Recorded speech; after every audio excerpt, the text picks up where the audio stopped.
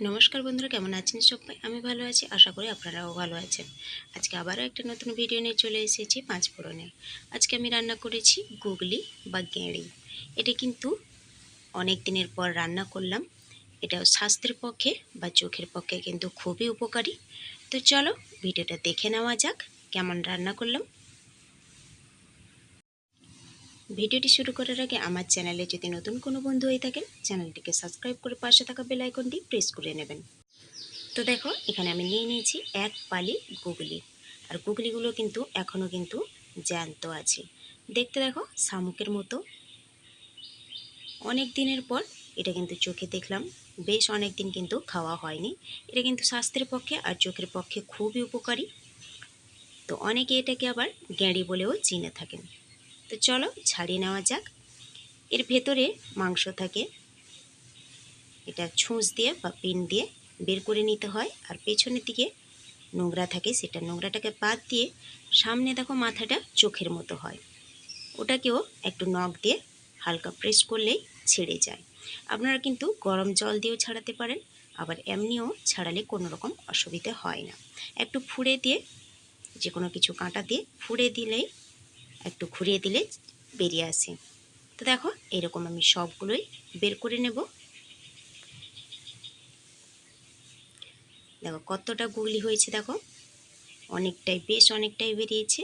আর সবগুলো আমি ভালো করে কিন্তু ধুয়ে নিতে হবে। এটা আমি নুন দিয়ে ভালো করে ঘষে ঘষে কিন্তু ধুয়ে নেব, যেহেতু পুকুরে থাকে এটা, অনেক রকম কাদা বালিও থাকে এর মধ্যে।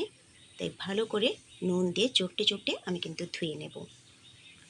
বেশ অনেকক্ষণ ধরে কিন্তু এটাকে ধুতে হয়, নাহলে কিন্তু বালি থেকে যায় এদের গায়ে। তো দেখো ধোয়া হয়ে গেছে, পরিষ্কার করে কিন্তু আমি ধুয়ে নিয়ে চলে এসেছি। এবারে কিছু মশলা বেটে নেব।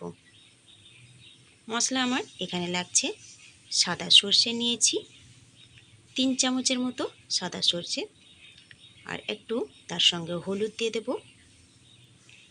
এবারে দিয়ে দেব 1 চামচের মতো গোটা জিরে, দেব আমি 4টে শুকনো লঙ্কা, যেহেতু কাঁচা লঙ্কা দেবো তাই 4টে মাত্র শুকনো লঙ্কা, আর দিয়েছি 5 কোয়া রসুন। এবারে আমি মশলাটাকে ভালো করে বেটে নেব। এর সঙ্গে কিন্তু আর পেঁয়াজ আর কাঁচা লঙ্কা লাগবে, সেটা আমি পরে দেখাবো কতটা পেঁয়াজ লাগছে। তো দেখো মশলাটা বাটা হয়ে গেছে।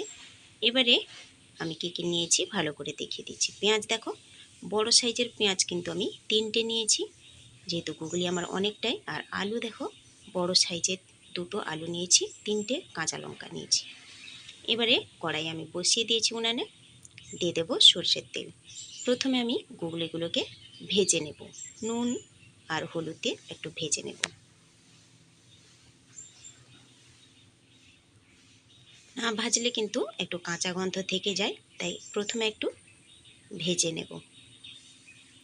এই গুগলি কিন্তু খেতে অত্যন্ত সুন্দর লাগে আর টেস্টি লাগে। এটা কিন্তু আপনারা যদি একবার রান্না করে খান, তাহলে সত্যি মাংস সঙ্গে যদি থাকে, মাংস ফেলে দিয়ে কিন্তু এটাই খেতে ইচ্ছে করবে। দেখো ভাজা হয়ে গেছে। এবারে আমি কিন্তু এটাকে ঢেলে নেব। কড়াটা ধুয়ে আমি পরিষ্কার করে নেব। কড়া ধোয়া হয়ে গেছে। এবারে আমি কড়াইতে দিয়ে দেবো এখানে 5 থেকে 6 চামচের মতো সর্ষের তেল। সর্ষের তেলে রান্না করলে কিন্তু এর টেস্ট কিন্তু দ্বিগুণ হয়ে যায়।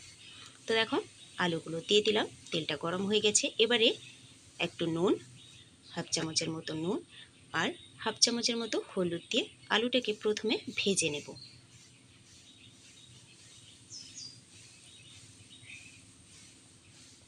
তো দেখো আলুটা কিন্তু প্রায় একটু ভেজে নিয়েছি।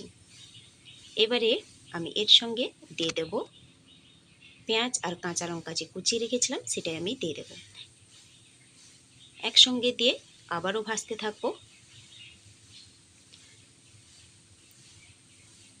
দেখো ভাজা ভাজা হয়ে এসছে আলু আর পেঁয়াজ। এবারে দিয়ে দেব ভেজে রাখা গুগলি, আর দিয়ে দেব বেটে রাখা মশলা। এবারে এগুলোকে একসঙ্গে আমি নাড়তে থাকবো 5 মিনিটের মতো। ঘুগনিটাকে কিন্তু ভালো করে নাড়তে হবে, নাহলে কিন্তু যারা প্রথম খাবেন তারা কিন্তু খেতেই চাইবেন না, কারণ একটু আঁচটে গন্ধ থাকে। তাই একটু ভালো করে মশলার সঙ্গে কষিয়ে নেবেন। তো দেখো কষানো হয়ে গেছে।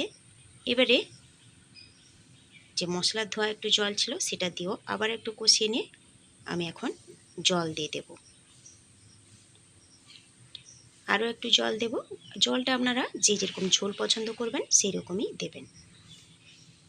তো দেখো জল দিয়ে দিয়েছি। এবারে নুনটা একটু কম মনে হয়েছে, নুনও একটু দিয়ে দেব। ব্যাস ফুটে গেলেই রেডি। আপনারা কিন্তু ঝোলের মশলা দিয়েও কষে নিতে পারেন, কিন্তু ঝোলের মশলার থেকে কিন্তু এইরকম সর্ষে দিয়ে একটু রান্না করলে খেতে কিন্তু খুব সুন্দর হয়।